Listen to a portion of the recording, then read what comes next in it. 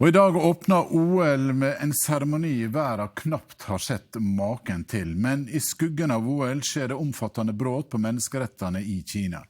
Ikke minst i Xinjiang-provinsen vest i landet, der anslår menneskerettsorganisasjoner at over 1 million mennesker fra minoritetsgrupper og uigurene er internert i leirer, der de blir utsatt for tvangsarbeid, tvungen sterilisering, tortur og indoktrinering. Forfatter Abduveli Ayub overlevde et opphold i Kinas skrekkfengsel, men det gjorde ikke niesa Mihrai.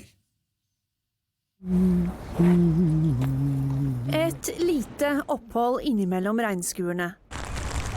Men 230 regndager i året plager ikke Abduveli Ayub. Det er ikke dårlig vær, det er dårlig klær. For Bergen tilbyr noe hjemprovinsen Xinjiang i Kina ikke gjør. Jeg er stolt av å bli bergenser, fordi Bergen er menneskerettigheter by.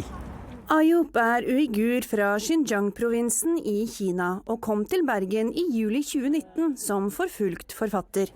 Se min bok. It's about what I have experienced in Chinese detention center.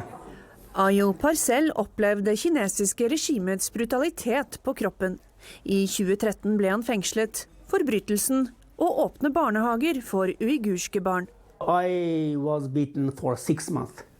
Why? Because for 6 months they want my confession.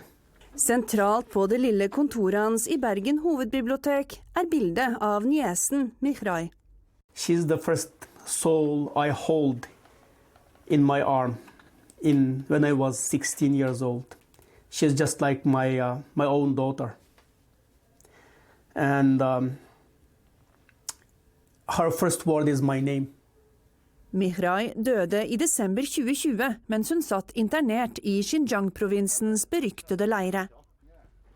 Menneskerettighetsorganisasjoner anslår at mellom 1 og 2 millioner uigurer sitter i slike leire. Millions of people having that life I have experienced, having that torture I have experienced, having that sexual assault I have experienced. Men Kina avviser menneskerettighetsbrudd.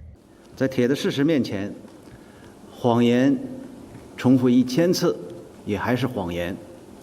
What happened to her?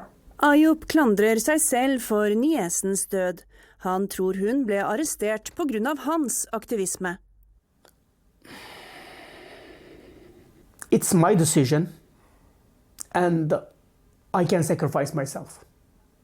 But I don't want to put anybody else in danger. She died for me. I don't want that.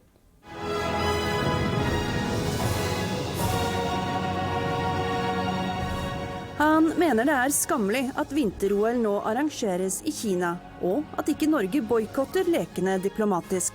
I feel shame as a Norwegian here because of our government didn't diplomatically boycott. Men utenriksminister Anniken Huitfeldt forsvarer avgjørelsen. Norge er et land som tror på samtaler også med folk vi er uenige med. Og det er en veldig viktig del av norsk tradisjon. Selv om han gjerne skulle heiet frem norske utøvere, vil Ayub boikotte OL. Because of millions of people even can't see the sun. How can I watch that?